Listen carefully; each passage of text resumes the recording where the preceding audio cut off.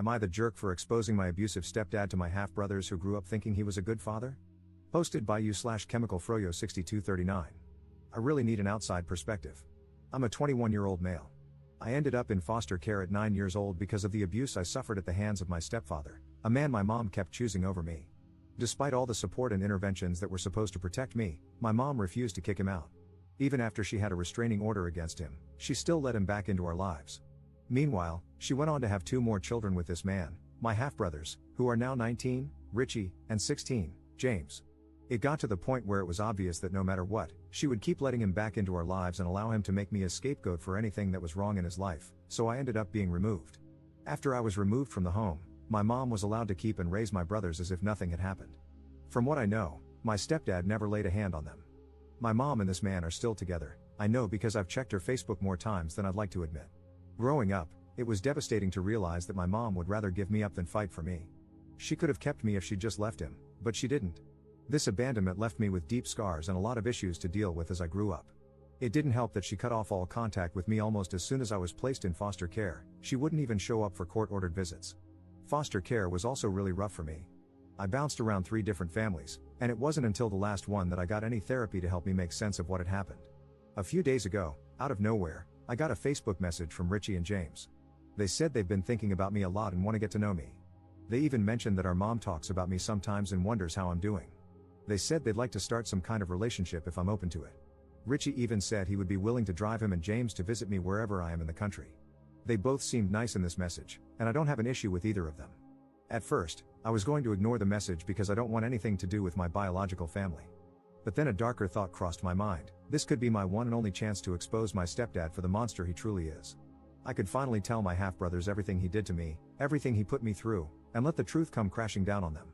I know that if I do this, it'll probably destroy any chance of having a relationship with them, but honestly, I'm not sure I want one anyway. I told my friend that I was thinking about doing this, and he said it's a really bad idea that won't accomplish anything I want it to. He said it will most likely just cause them to think I'm bitter and mean and won't make them have any issues with their dad. But, while I know it would be a difficult thing to process, I would want to know if my dad was like that. I would want to know the truth about how my dad treated other children. I don't know how much they know about why I was removed into care. So, would I be wrong if I went through with it? Relevant comments. Commenter. This could lead to your stepfather having your location, allowing him to abuse you again. They might be suffering from abuse and need someone to talk to. Or they might not believe you, a total stranger, about what happened if their father was okay to them. Are you prepared for these things? Could they find your address, job, or friends through your social media? Are you mentally prepared to deal with them again? You are opening yourself up to a lot here. Please be careful. Ops response. I wish he would try to abuse me now. I have dreamt about him coming here. He's a huge, fat, old man, and I would kick his crap so fast if he even came near my property. I guarantee he would be too much of a wuss to mess with an adult, though. But I understand your point with your comment. Commenter 2. Not passing judgment, but your stepdad and their dad are different people. What do you gain by ruining their image of their dad? Would you be happy if they ended up hating their dad and no longer had a relationship with him? Would it make you feel good to take their dad away from your brothers? Because honestly, I don't see a reason for you to poison the well unless that's your endgame, and that would make you the jerk. I have a half-sister. Our dad was awful to me. He was horrifically abusive to my mom and abandoned us after never paying child support. He would love bomb and then disappear over and over. If I was unhappy, it was always my fault. My half-sister grew up with a loving and attentive dad. They're super close, and she loves him dearly. She knows that our dad and I have a more difficult past, but I never try to damage her relationship with him. I'm happy she has a dad who is good to her. What would I gain from hurting their relationship? I would be hurting her, and he genuinely is a different person, as I'm significantly older than her, and he has matured in that time. I'm not saying that's the case with your stepdad, but I would never hurt my half-sister because of my childhood pain. Ops response. Honestly, in my opinion, abusers don't deserve to have nice, happy relationships with people after they've tormented someone else for their entire life. Update 3 days later. Hey everyone, I wanted to come back and give you all an update. First off, thanks for all the advice and different perspectives. I really needed to hear them. After thinking a lot about what everyone said and having a session with my therapist, I realized that my initial plan to tell my brothers everything about my stepdad wasn't really about helping them. It was more about me still holding on to the anger and hurt from my past, and that's not fair to them. A lot of you pointed out that they probably don't know the full story and are innocent in all this, and honestly, that hit hard. I decided to reach out to my brother Richie and told him I'd like to meet up. I didn't mention anything about our mom or the stepdad situation. I figured if we're going to start a relationship, it's better to take things slow and not dump all that heavy stuff on them right away. We ended up meeting at a cafe. I was super nervous, but when I saw them, it actually felt nice. They were both really nice, and we just talked about normal stuff, like what we've been up to, our favorite football teams, that sort of thing. It was weirdly easy to chat with them. At one point, James asked why I was placed in foster care.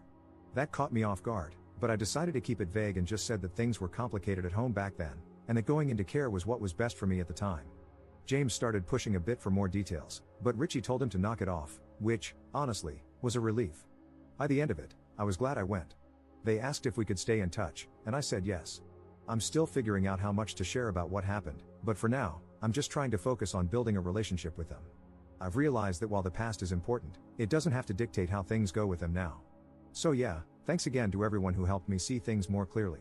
I'm feeling a lot more hopeful about this, and I'm really glad I didn't just go with my gut reaction to tell them everything right off the bat. We'll see where things go from here, but I'm cautiously optimistic. Second update 1 week later. Before anything, I want to say that I read a lot of your comments. So many were saying I was selfish for wanting to expose my stepdad, while others were saying I was a coward for not doing so. Some people argued that I was allowing the abuser to get away with it by not telling my brothers, and I even received DMs calling me an abuse apologist. Some accused me of being a liar for not answering the question James asked when we first met. I never said I wasn't ever going to talk to them about my past. In my last post, I specifically mentioned that I'm still working on sharing my past in a healthy way, with help from my therapist. Yet, I had people acting like they knew best and that I should just tell them both right away, with so many arguing about it one way or the other. It feels like no matter what I do, there will be issues, and I will upset someone. I'm aware of that, and I'm trying to navigate this in my own way, so please be respectful of that, even if you would have handled it differently. I'm in no way letting my stepdad get away with the abuse. I tried everything I could as a child and teen to get him prosecuted. I've accepted that it's not going to happen.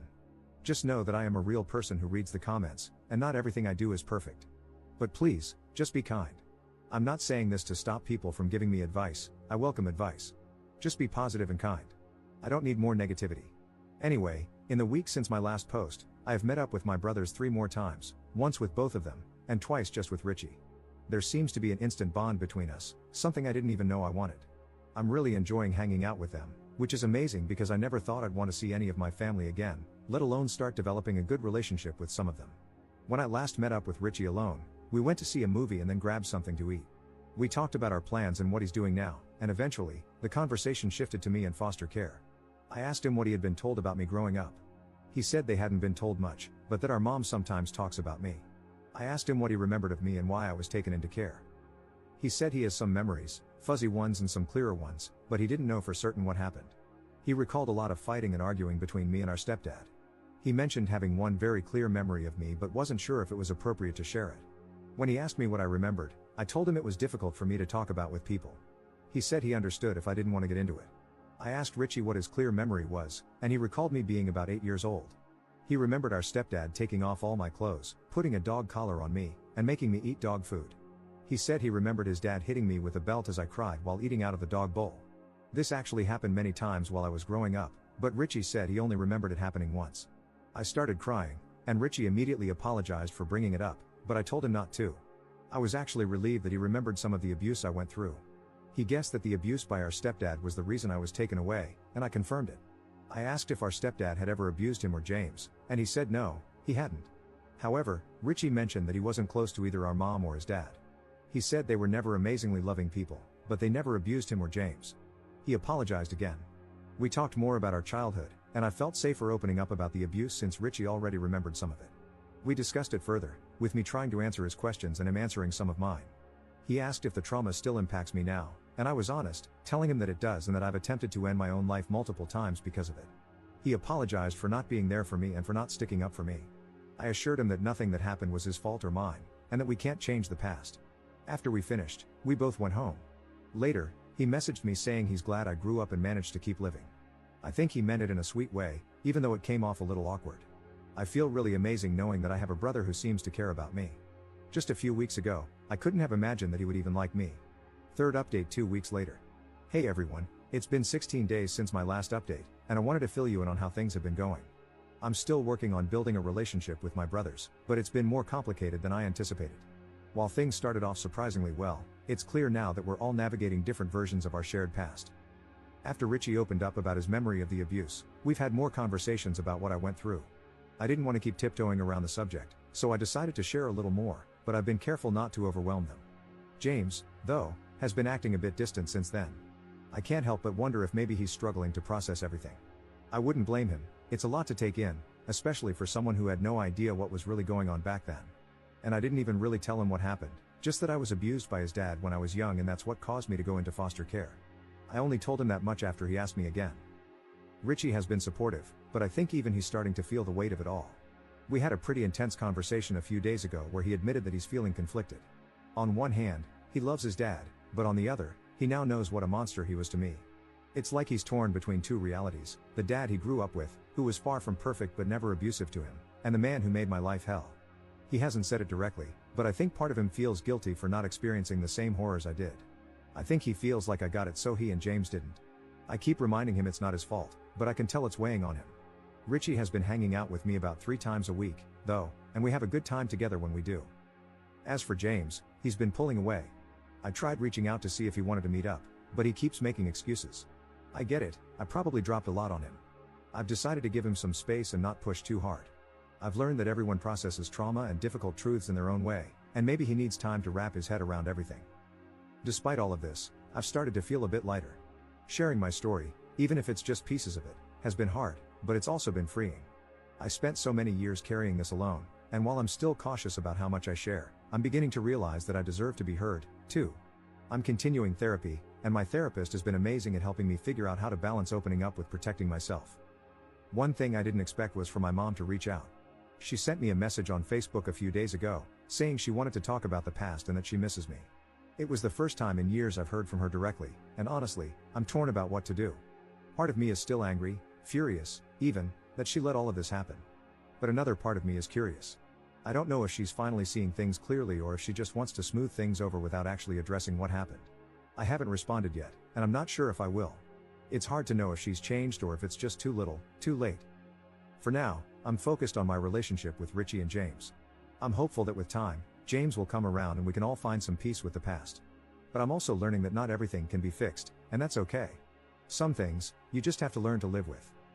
Thanks again for all the support, it's been really helpful to read through your comments and know that I'm not alone in this journey. 4th update 1 month 1 week later. Hey everyone, I wanted to hop on and give a little update. First, I wanted to say thank you to everyone who reached out and sent love, I really appreciate all the messages. I felt really conflicted after my mom asked to meet up. I really hadn't had much contact with her since I was removed. After carefully considering it and reading the messages I got from you guys, I decided it was probably best not to respond to my mom. I chose not to meet up with her and just ignored her completely, as I think even messaging her would make my mental health spiral. It wasn't long after that when James asked if I could meet up with him, which I was happy about because I felt like he had been avoiding me since I revealed everything about what his dad and our mom did to me. Richie couldn't come, even though I invited him, so it was just me and James. We went to the cinema, and we were having a good time when he started talking about our mom and how much she wanted to meet me. I told him I just wasn't ready right now and wasn't sure if I'd ever be ready to meet her again. He started saying that it was selfish of me not to at least talk to her. I tried to reiterate that I wasn't ready and that what she did to me has caused so much pain and damage. He started to say something like, "She's not the same person anymore," but I cut him off. I tried to shut it down there and said I didn't want to discuss it further, and if he kept bringing it up, I would just drop him back off at the train station. He called me a prick and told me to just drop him off, so I did. Not long after that, he blocked me on everything, which, I admit, really upset me. Richie called me and told me that James was upset and had been talking about me being selfish at home.